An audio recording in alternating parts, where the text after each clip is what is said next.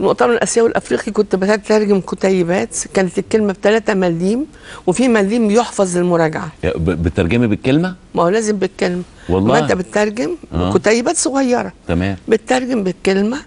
وفي مليم بيحفظ للمراجعه.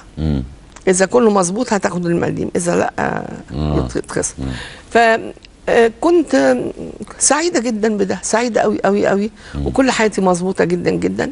ما اعتمدتش على التمثيل وعرض الازياء الا لما بقيت فعلا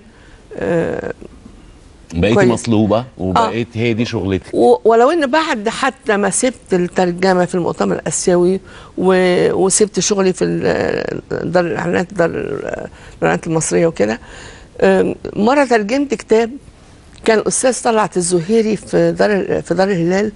كان في كتاب لكاتبه اسمها هان سويان. اسمها ايه؟ هان سويان، هي يابانيه. كان اسمه الاربر بليسي، الشجره الجريحه. وكنت مشتركه في ترجمته للتسليه وللعلم، لان انا يمكن من الناس اللي تقدر تقول ان انا قارئه. يعني مع ده كله كنت بتقري؟ انا عاشقه للقرايه. والله انا عاشقه للقرايه من زمان، من طول عمري. ده اتعلمتيه في المدرسه ولا في المدرسه؟ بعد اي حاجه في الحياه بيلزمني اقرا حاجه، لازم. ده مهم قوي قوي. يعني لو في ناس يحبوا يغطسوا جوه فيلم، جوه مسلسل، جوه مش عارف، انت تغطسي جوه كتاب بيديك افاق مختلفه خالص. مع الكتاب انت خيالك هو اللي بيسرح، هو اللي بيرسم لك الشخوص، انت بتتحرك معاه حسب اللي انت حاسه. لكن اللي انت شايفه ساعات ينتقص من خيالك. يعني ساعات اللي انت بتشوفه هو خيال حد غيري. بالظبط. يعني اللي انا بقراه بعيش معاه بخيال انا. لكن يمكن اللي حضرتك بتقولي عليه ده يبان قوي لما قرينا مثلا ألف ليلة وبعدين سمعناها في الإذاعة فقلت. اما اتفرجنا عليها في التلفزيون قلت اكتر، لان انا خيالي كان مخيل لي العفريت ده عامل ازاي، بالظبط، مخيل لي الشارع ده عامل ازاي. طبعا قرايه موضوع تاني خالص. الكتاب ده مهم قوي قوي وبياخدك في افاق جميله قوي قوي.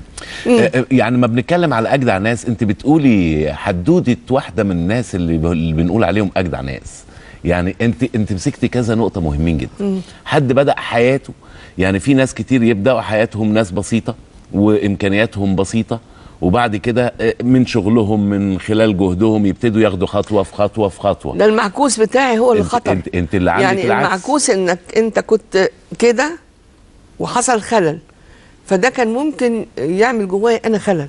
تمام. كان ممكن اختل تماما. القوه انك انت ما تختليش. هو ده المهم بقى، هو انك ده. انت بالرغم ان المستوى اختلف خالص، يعني من مدرسه داخليه ومربيه ايطاليه وحاجه يعني الى بطاطس الحمد مسلوقه. الحمد لله.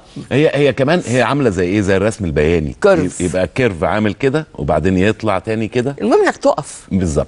المهم انك انت تقف وتلاقي نفسك انك انت اتحديت الموقف. انا بطبيعتي يمكن برج العذراء. انت انا نفس انا وانت برج عذراء. احنا ما عندناش مستحيل. مستحيل نقول مستحيل. تمام. يعني اما بنبدا شيء مهما كان صعب بنقول لا هنكمله. يعني انا بعتبر اي شيء بالنسبه لي ولاده صعبه متعسره قوي قوي قوي قوي، لكن في نهايتها في طفل جميل. تمام. فانا يمكن التحدي جوايا موجود من زمان قوي قوي.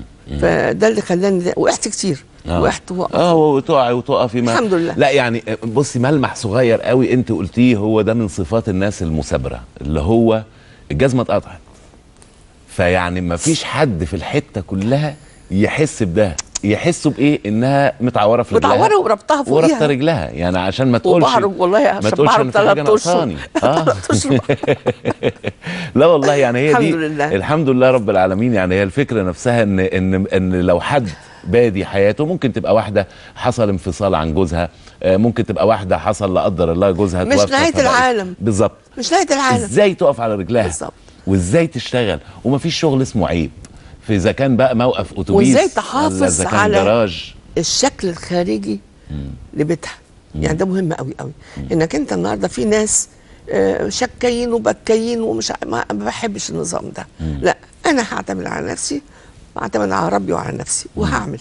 والبيت قدام الناس هايل، مش ناقصه حاجه ابدا ابدا ابدا. واللي يخش البيت هيلاقي كوبايه شاي وبقسماطايه يعني، لكن في حاجه تقدم. فده المهم. انت عارفه بالظبط زي واحد مثلا اجي اقول له اخبارك ايه؟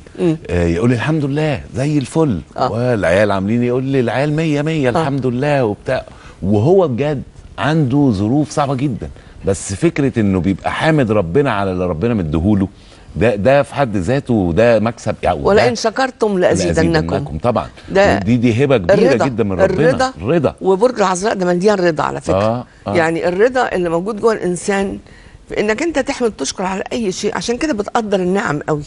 ربنا مغرقك نعم. يا سلام. المهم الواحد يشوفها، ما بيشوفهاش الا امتى؟ الا لما يتحرم منها. بالظبط. ده لو واحد مش مقدرها، لو واحد مش شايف النعمه دي. يعني فعلا انا بحس ان نعمه كبيره قوي من ربنا ان احنا نحس بالنعم بتاعته. يعني دي كمان نعمه كبيره. يعني في بقول لك واحد يجي يقول كده، واحد اجي اقول له اخبارك ايه؟ يقول لي يا الدنيا بايظه والحياه عامله ليه يا عم السواد ده؟ يعني قول الحمد لله. الحمد لله دي في حد ذاتها طبعا حاجه جميله. وفكره ان الواحد يقف على رجله، وفكره ان الواحد ما يستسلمش، وانه يشتغل ويدور على شغل وينجح كمان في الشغل، هم دول الناس الجدعان. ده اللي احنا عايزين نقوله لكل الشباب.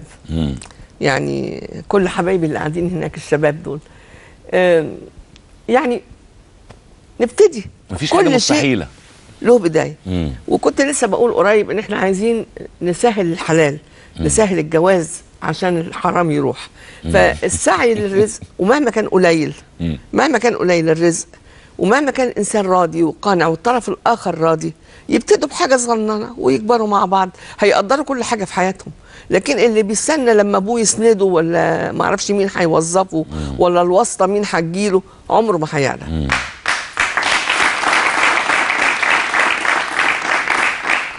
وهو برضو زي الفرق بين التوكل والتواكل. يعني في واحد بيتوكل على الله، بينوي ويتكل على الله، وفي واحد بيتواكل ويستنى الآخرين يساعدوه، ولو الآخرين ما ساعدوهوش يعيش في سواد، وإن ابن خالتي اللي هو في مركز إيه ما جابليش الوظيفة، اللي قاعد في البيت. ومن راقب الناس مات هما وغما. اللي قاعد يقول اشمعنى أشرف، اشمعنى رجاء، ما اشوف راكبه عربيه شكلها ايه. طب ليه ما قلتش رجاء اشتغلت قد ايه عشان تبقى عندها ده؟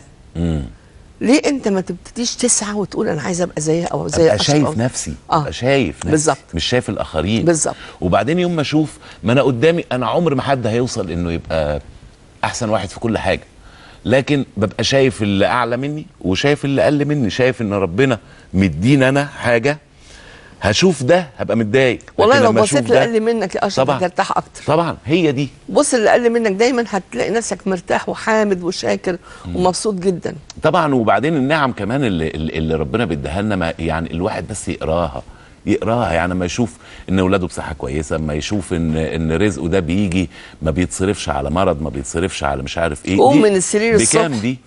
قوم الصبح من السرير، وقف وادخل حمامك لوحدك. بكام؟ ادي 5 مليون حضرتك.